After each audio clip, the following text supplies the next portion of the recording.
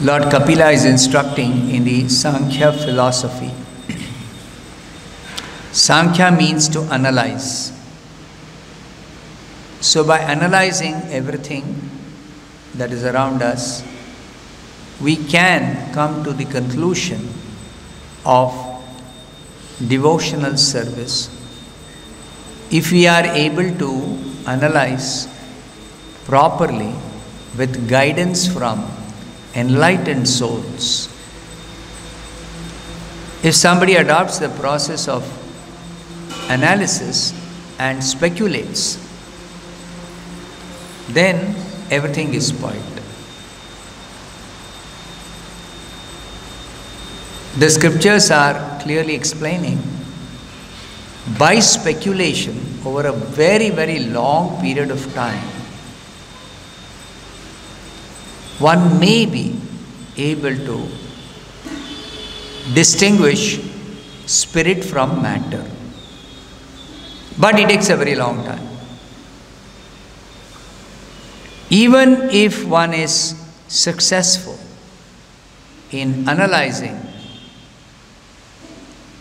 spirit and matter and separating the two, as regards the absolute truth, by speculation, successful speculation, one will come to the conclusion that spirit is opposite of matter. That's all.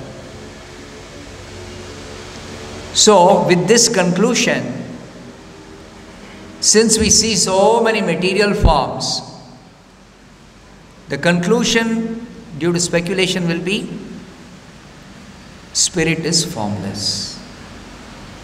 Absolute truth is formless.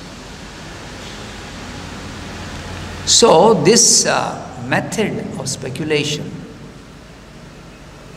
is very, very, very dangerous. And this conclusion that it is dangerous is given especially in the Srimad Bhagavatam. Jnane prayasam udapasya namanta eva. This is the conclusion of Brahma. Brahma is the most learned personality in the whole creation. The Bhagavatam says Brahma studied the entire Vedas 3 times. And what was his conclusion after studying the Vedas so thoroughly, completely? That the ultimate goal is to develop attraction for Krishna, the Supreme Personality of Godhead. This is Brahma's conclusion. And even such great personalities like Brahma and Shiva and other great demigods and other great jnanis, yogis, tapasvis, they are bewildered when they see Krishna, who has incarnated as a cowherd boy, and they are informed that this small cowherd boy is the absolute personality of Godhead, absolute truth. So they really doubt whether this small boy who's playing with some cowherd boys is living a ordinary life in a village with some cowherd men and women. Is he the absolute truth? So they want to test. Of course, when Brahma was testing, he was very, very, very, very, very cautious. Because Brahma is very learned. He knows that in testing, there may be so many dangers. So, Brahma was very careful. So he devised by his mystic power that he will just steal some cowherd boys and some calves with whom Krishna was playing, and then just see what does Krishna do. He's the absolute truth, that's what they say. What will he do?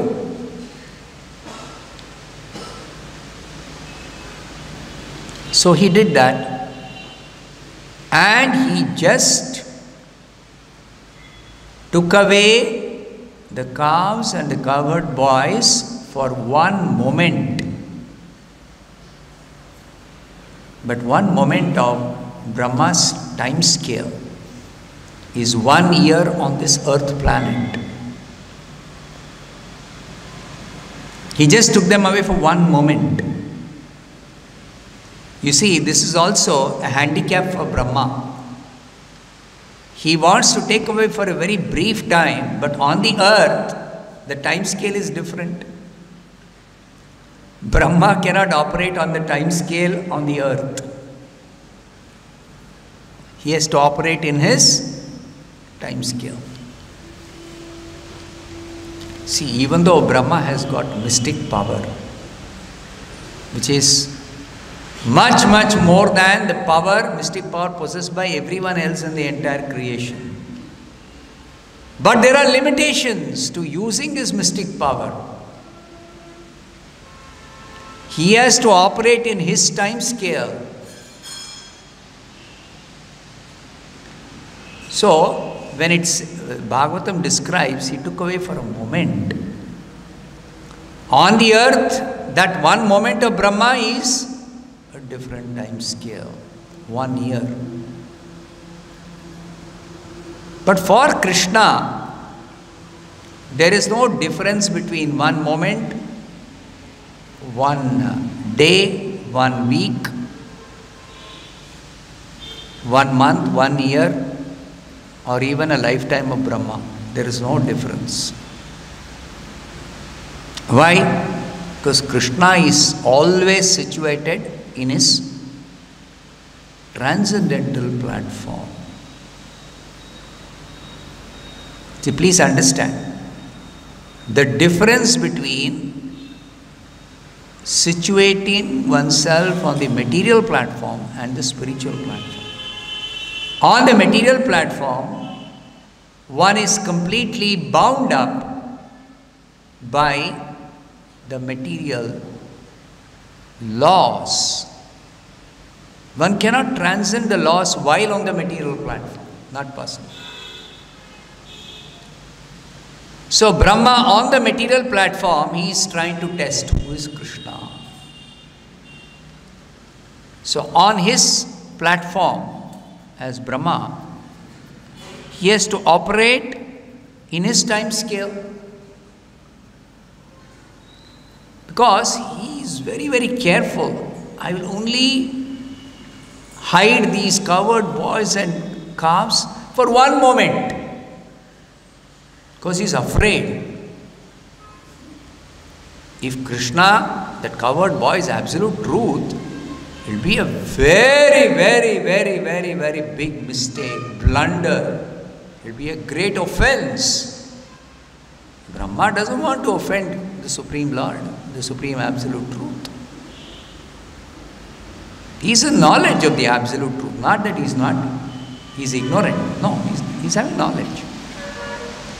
But he is just trying to see that whether this cowherd boy is the actual Absolute Truth. He wants to convince himself by his own method. So he is trying to test in his own way. But he is cautious also.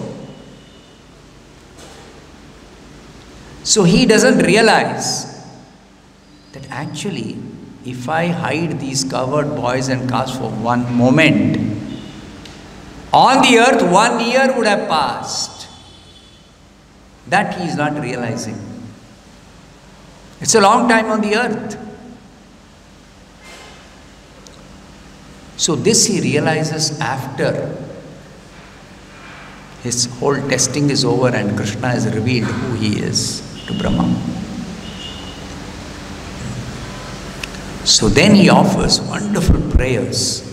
These prayers offered by Brahma are full of realization. What kind of realization?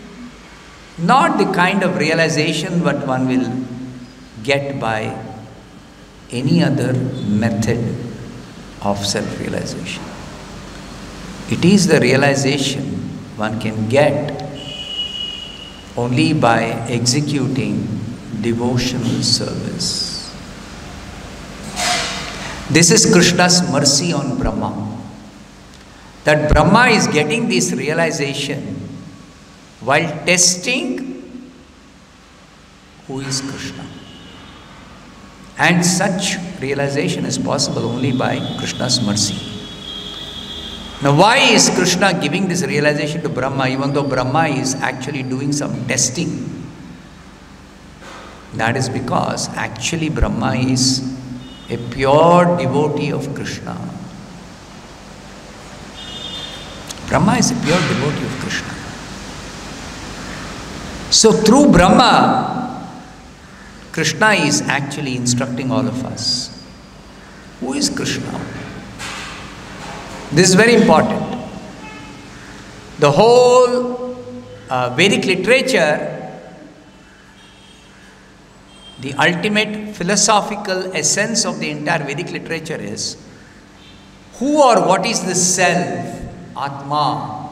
This is subject matter, central subject matter of the Vedic literature. Now that Atma itself, self, many different meanings in different contexts. Chaitanya Mahaprabhu explains this while he is giving the 61 meanings of the Atma Rama Shloka to Sanatana Goswami, on Sanatana Goswami's request. So, Chaitanya Mahaprabhu is giving us the essence of the entire philosophy of the Vedas in describing the 61 meanings of the Atma Rama Shloka. In that, he describes the several meanings of each of the words of that shloka.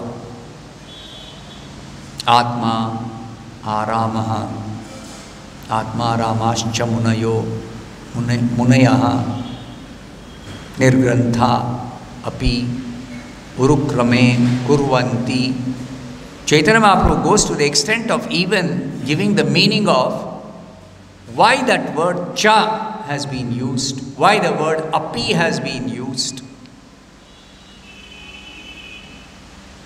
So if you carefully study this, you will realize that Bhagavatam is no ordinary literature.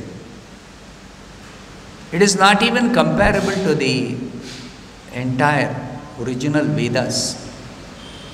It is much superior to all the Vedas. It is superior even to the Upanishads. It is superior to all other Vedic literature.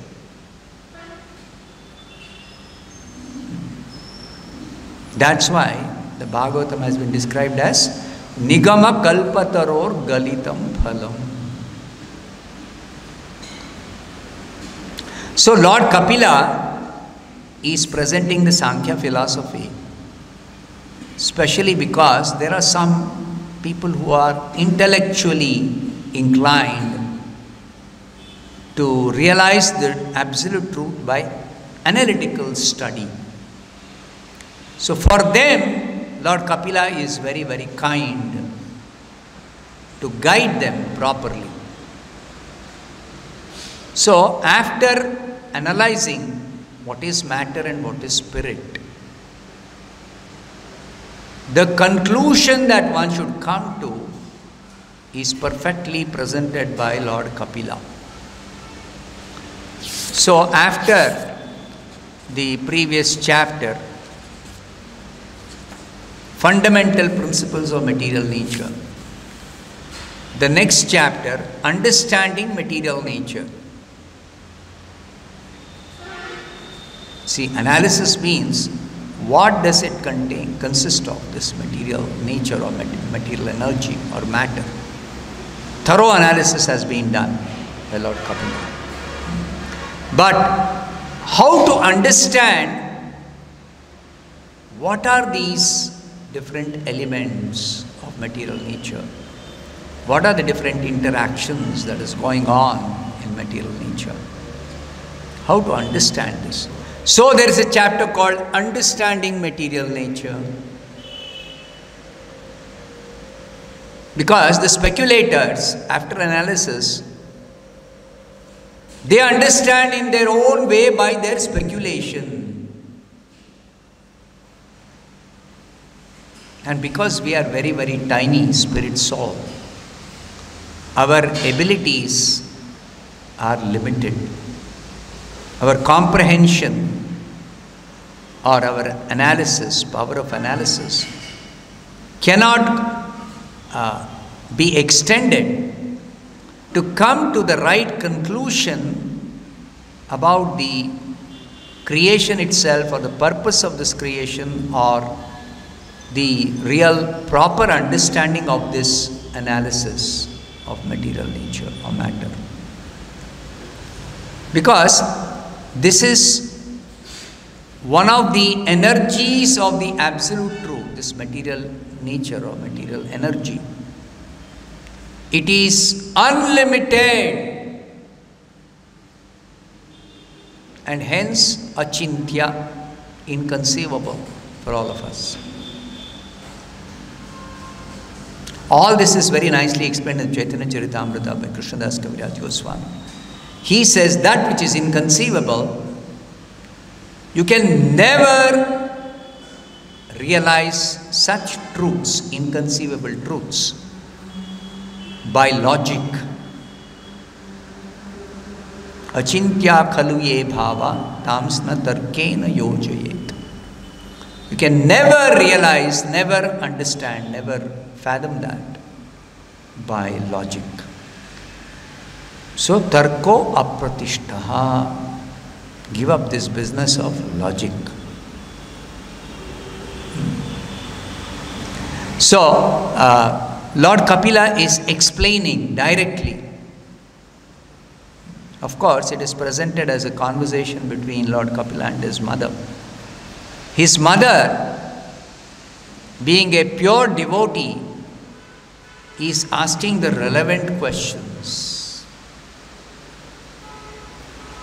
Just like Arjuna, Krishna made Arjuna the student, because Arjuna as a pure devotee can ask the relevant questions for our benefit. Similarly, Lord Kapila, he is incarnated to present this Sankhya philosophy, but still he is making his mother a student.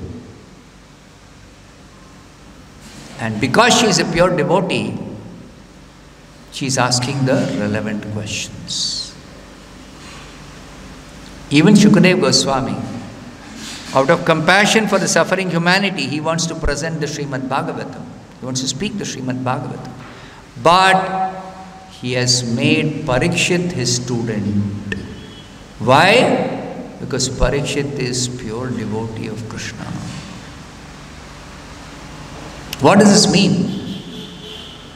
That even for asking questions from a realized soul or from the Supreme Lord, from the proper authority, it requires a qualification. Not everybody can ask such relevant questions. Not everybody can ask that relevant question. And Vyasadeva, he has presented the absolute truth, the explanation, philosophical explanation of the absolute truth in the Vedanta philosophy. What Vyasadeva has done in presenting the Vedanta philosophy is that he himself has posed the questions and he has given the answers. What is that presentation called? Brahma Sutra or Vedanta Sutra. Why? Because even though Vedanta Sutra says, Athato Brahma Jignasa, now that you have got a human form of life, you should inquire into what is Brahman or what is the absolute truth. So this inquiry also, Vyasadeva is guiding us. Only the relevant questions he is himself raising and giving the answers. And he has presented it strictly based on reasoning and logic. Rishibir Bahuda Geetam Chandobhir Vividai Pruthak Brahma Sutra Padaishchaiva Hetumadbhir Vinishchitaihi. So the point I am trying to make is that Lord Kapila is presenting it by making his mother a student, and his mother is asking relevant questions. So she is raising these questions about the analysis of what is this matter, what is spirit, who am I, what is this world, why am I suffering even though I don't want suffering. Even Sanatana Goswami, when he met Chaitanya Mahaprabhu, he raised these fundamental questions. So these fundamental questions are very, very, very, very important if at all somebody is interested in self-realization. So Arjuna raises the similar fundamental questions in the Bhagavad Gita. Mother Devahuti raises the same fundamental questions in the conversation with Lord Kapila. Parikshit Maharaj raises the same fundamental questions in his conversation with Shukadeva Goswami. The sages of Naimisharanya raise the same fundamental questions when they are asking Suta Goswami. So same, it is identical. So whichever portion of the important essence of the Vedic literature you study, if you are able to be guided by the questions raised by such qualified personalities and the authoritative answers given by the greatest of authorities, then your study is successful, your life is successful. So here, understanding material nature, Lord Kapila begins with, when the living entity is thus unaffected by the modes of material nature, because he is unchanging. So previous chapter described how we are affected by material nature. And as spirit soul, we are not meant to be influenced by this material nature and suffer the consequences. So therefore, he is telling, if one can be unaffected by the modes of material nature, because we are unchanging and remaining as spirit soul, we do not claim proprietorship over anything material. We can remain apart from the reactions of the modes. Although we are in a material body, we are in the material world, we can remain apart from the reactions. All these things are summarized by Krishna in the Bhagavad Gita. Mam chayo avyabhicharena bhakti yogena sevate sagunan samatititan brahma bhuyaya kalpate. Exactly that Kapila is telling here. Same thing. So then he is describing remaining aloof from the modes of material nature. One has to go further to actually realize God. What is that one has to do further? So here he is describing in this verse, for his income a devotee should be satisfied with what he earns without great difficulty. One has to maintain one's body and soul together while prosecuting yoga. So for that, important point is yadruchya, yadruchaya upalabdhena santushtaha. this satisfaction is a very important criterion for our existence. Our existence is primarily driven by two things, happiness and satisfaction. This again is summarized by Krishna in the Bhagavad Gita. Krishna says, my devotees, they are completely satisfied and completely happy simply by Macchitta madgata prana bodhayanta parasparam kathayantascha mam nityam tushyanti cha ramanti cha. Because our existence, we are always seeking happiness and satisfaction. Prabhupada says this in one discourse on this verse. He says, everyone is seeking satisfaction and happiness. So therefore, Lord Kapila is particularly telling a yogi should be satisfied with whatever he earns without great difficulty, with the minimum necessities. And therefore, to live in this way, a satisfied life with whatever minimum one may earn without difficulty, one should not eat more than what is necessary. Because this eating, controlling eating is a very, very important item in any yoga practice. Out of 700 verses in the Bhagavad Gita, which is very, very brief way Krishna is explaining yoga, 2 verses he has dedicated in the 6th chapter. See, he has very little verses he can speak. So you can imagine the importance of what Krishna has spoken. It is absolutely important for prosecuting any yoga. What is that? Controlling eating. In the 16th and the 17th verses of the 6th chapter, Krishna speaks about controlling eating. Actually, there are more verses where he speaks about controlling eating. What Lord Kapila is telling here, Mita book, that Mita book is there in the later chapter of Bhagavad Gita. Which is that chapter?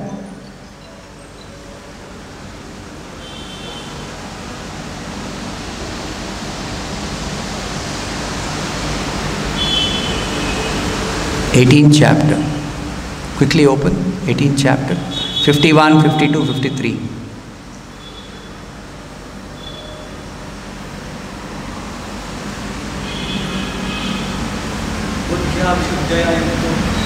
No, which is the portion which talks about eating little in that 3 verses. Is there such a thing?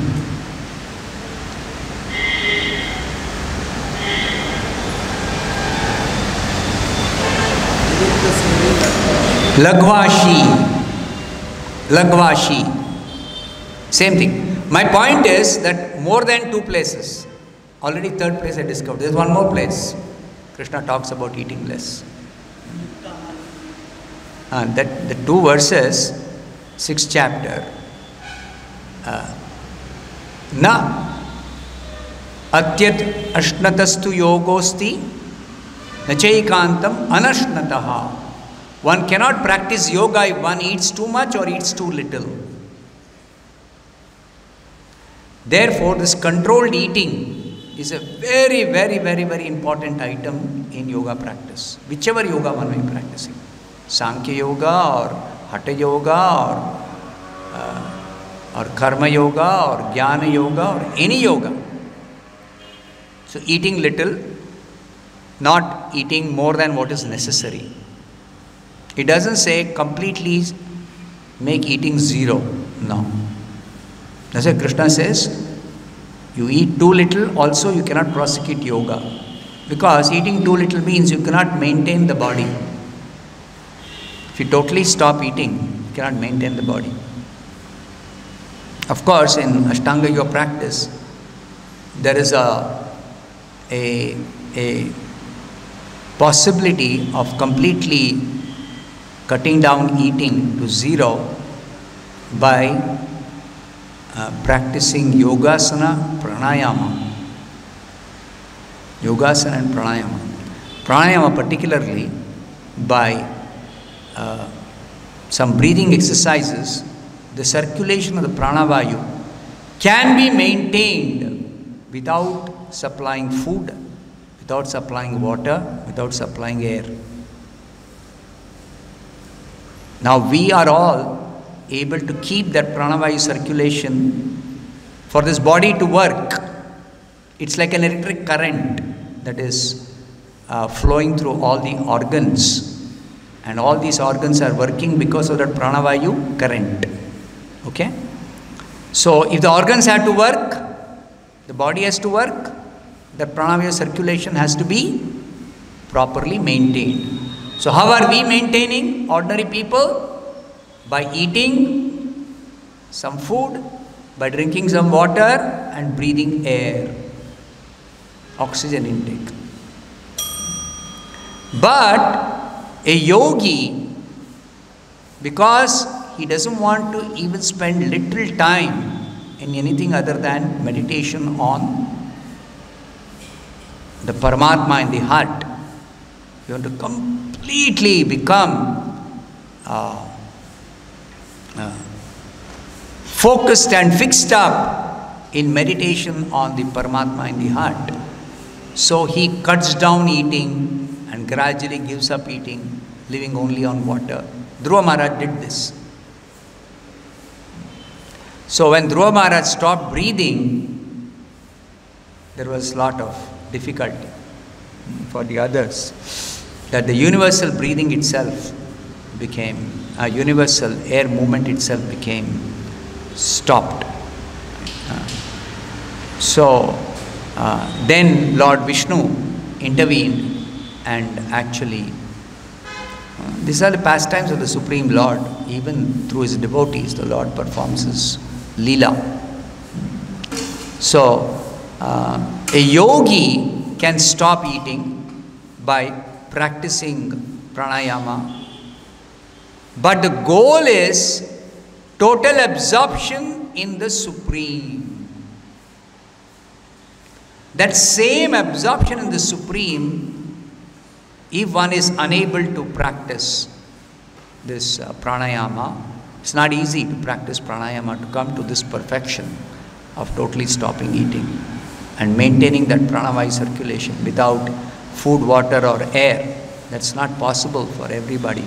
Very, very, very rare soul in the whole creation. Some rare souls may be able to achieve this perfection of Hatha Yoga or Ashtanga Yoga. Others, many others, they may be bewildered by getting some siddhi, and then they stop their practice, or they become distracted by exercising that siddhi.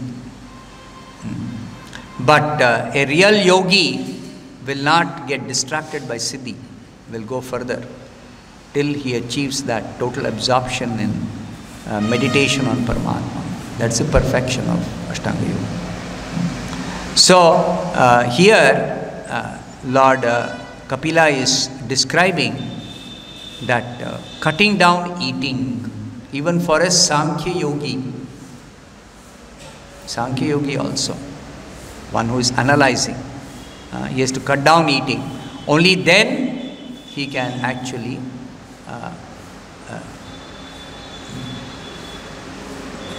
be focused on the yoga practice without distraction. This eating too little or eating too much is a distraction for spiritual life.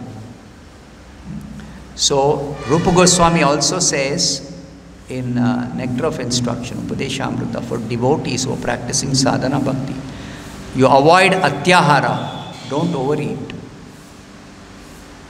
Sometimes devotees think it is okay to overeat prasadam, because eating prasadam is recommended for all of us, and we should not make eating zero as long as this body is there. That also is told in the devotional literature. So devotees think it's okay if we overeat prasadam. After all, it's prasadam. Prasadam is not different from Krishna. So what harm can it do? Prasadam does not do any harm even if you overeat for your spiritual life.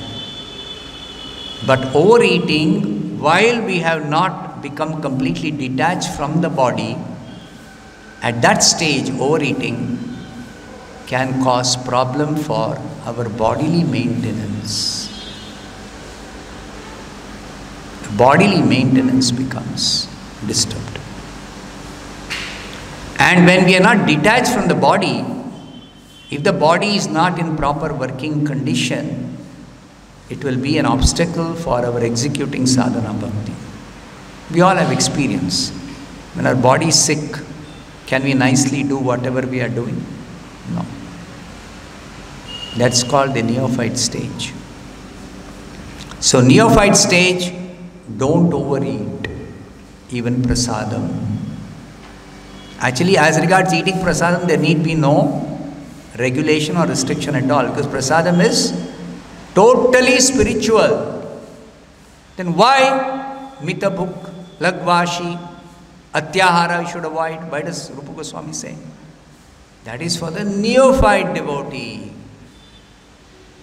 And what happens after one makes advancement beyond the neophyte stage? One becomes disinterested in eating. Automatically one is controlled in eating. Automatically. Just like the Goswamis.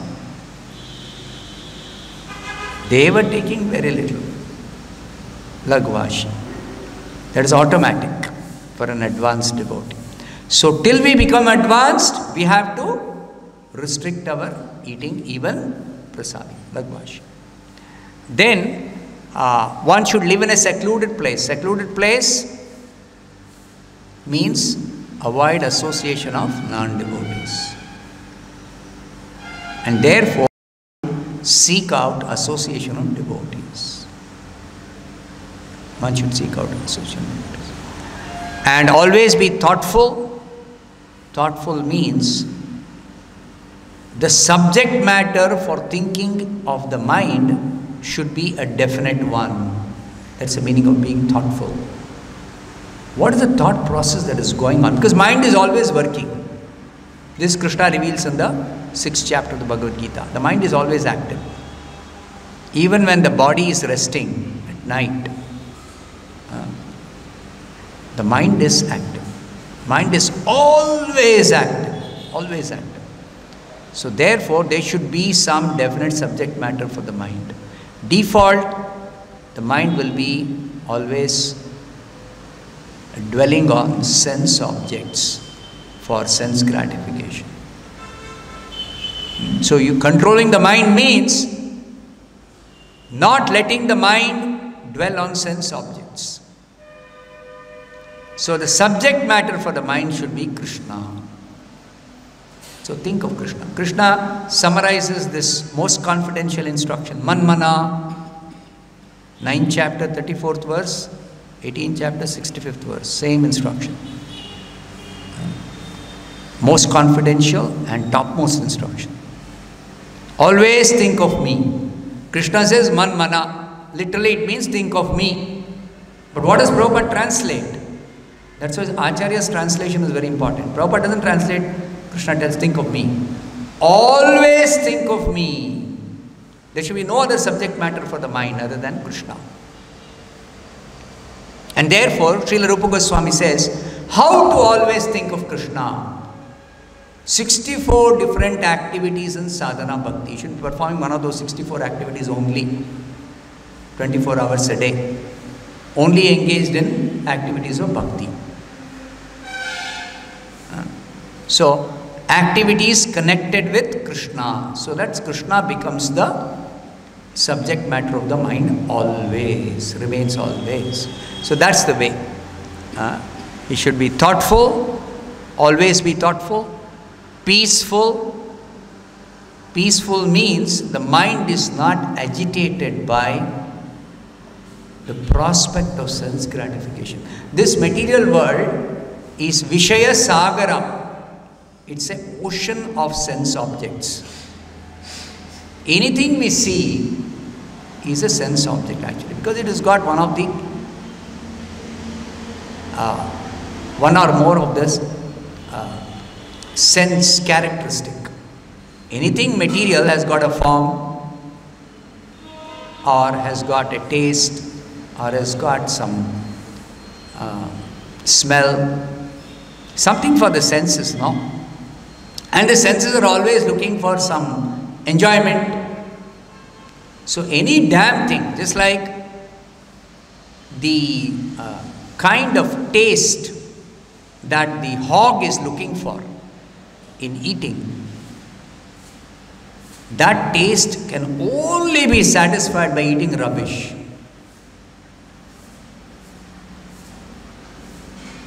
So actually, there are only 6 kinds of tastes. Ayurveda, this is analyzed. Only 6 kinds of taste. You know that: sweet, salt, sour, bitter, pungent, and astringent. And anything we eat, we can only taste one or more combinations of different proportions of the 6 tastes. So even the hog, what is it tasting in that so-called rubbish it is eating? Only these 6 tastes, different combinations, that's all. But it has got a concocted idea of enjoyment. Why not enjoy eating rubbish? It doesn't want to eat other things and get that same taste.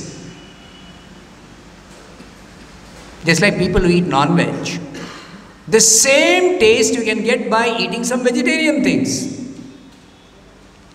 But no, they want to eat non-veg and get that taste that they are looking for. You see? So, this concocted enjoyment, to stop this concocted enjoyment, therefore, one has to become peaceful. Peaceful. And that becoming peaceful means the mind is not agitated by sense objects. And we are living in the material world. It's filled with sense objects, gross and subtle. Even this concoction for enjoyment, plans for enjoyment, is also sense object for the mind. So stop this plan making business. Stop interacting with all varieties of sense objects. So how do we do that in devotional service? Whatever we see, Ishavasyam idam sarvam, everything belongs to Krishna, nothing belongs to me. It is all meant for Krishna's service. So all sense objects we simply want to employ in Krishna's service, that's all. And the mind is planning not for my enjoyment, but for Krishna's pleasure. That's why the subject matter of the mind should be Krishna. We think of Krishna's pleasure, not my pleasure. So for this, you have to become peaceful. As far as your own personal enjoyment is concerned, you only want pleasure of serving Krishna, of pleasing Krishna, of thinking of Krishna, of hearing about Krishna, like that. So peaceful, friendly, because as long as there is any trace of this inimical thought, some enmity, some enviousness, some jealousy is there against any other living entity, we cannot actually perfect our yoga practice.